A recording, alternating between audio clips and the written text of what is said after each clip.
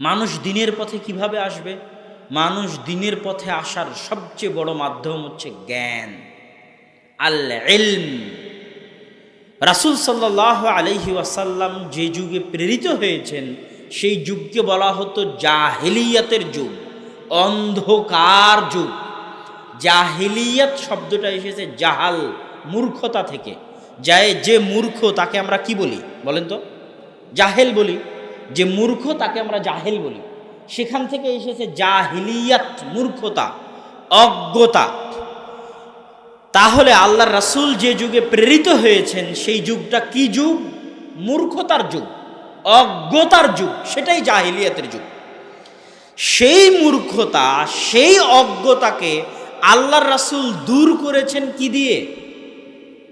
জ্ঞান দিয়ে। সেই জ্ঞানের নাম কি? ইসলাম। সেই জ্ঞানটার নামে কি?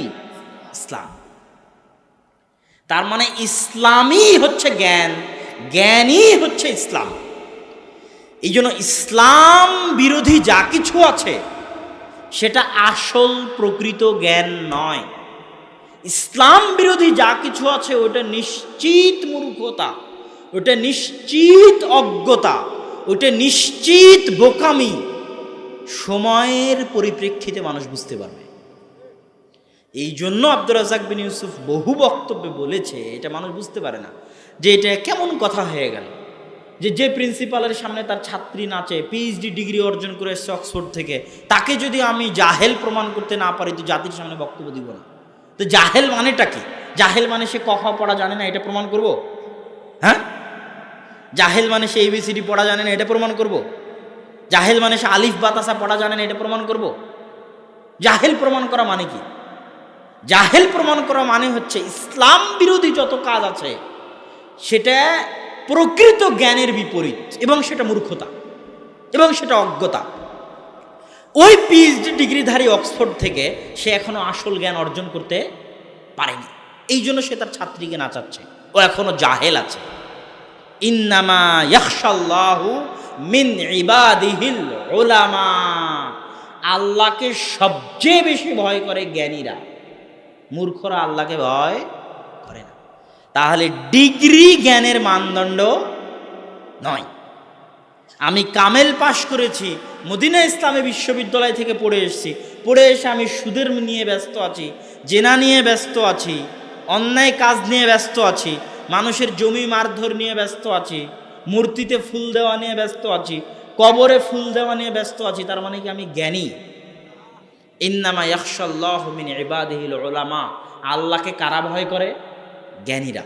আর যে আল্লাহকে ভয় করে না সে মূর্খ, যে আল্লাহকে ভয় করে না সে অজ্ঞ, যে আল্লাহকে ভয় করে না সে বোকা, যে আল্লাহকে ভয় করে না সে গর্ধব, যে আল্লাহকে ভয় করে না সে গাধা, যে আল্লাহকে ভয় করে না সে গবেট। আর যে আল্লাহ সুবহানাহু ওয়া তাআলাকে ভয় করে সেই সবচেয়ে বেশি চালাক, ওই সবচেয়ে বেশি বুদ্ধিমান, ওই সবচেয়ে বেশি সজাগ, ওই সবচেয়ে বেশি সচেতন, ওই সবচেয়ে বেশি জ্ঞানী। পৃথিবীর বাস্তবতা সম্পর্কে ওর কাছে বেশি জ্ঞান আছে। আসমান জমিনের বাস্তবতা, গূঢ় রহস্য, দিন রাতের বাস্তবতা, চন্দ্র সূর্যের বাস্তবতা, জীবন মৃত্যুর বাস্তবতা, মানুষ সৃষ্টির বাস্তবতা সম্পর্কে তার কাছে বেশি জ্ঞান আছে। আল্লাহর সত্তা সম্পর্কে, আল্লাহর গুণ সম্পর্কে, আল্লাহর অস্তিত্ব সম্পর্কে তার কাছে বেশি জ্ঞান আছে। এই জন্য সেই রাস্তায় আছে। এখন সেই দিন একজন প্রশ্ন করেছে, এখানেও বক্তব্য দিতে দিতে প্রশ্নটা মাথায় আসলো যে ইবলিস তো অনেক জ্ঞানী ছিল। ইবলিস তো আমাদের চাইতে বেশি নিকট থেকে ফেরেশতাদের সাথে সে সরাসরি আল্লাহ সুবহানাহু ওয়া তাআলার কথা শোনা, নির্দেশ অমান্য করা।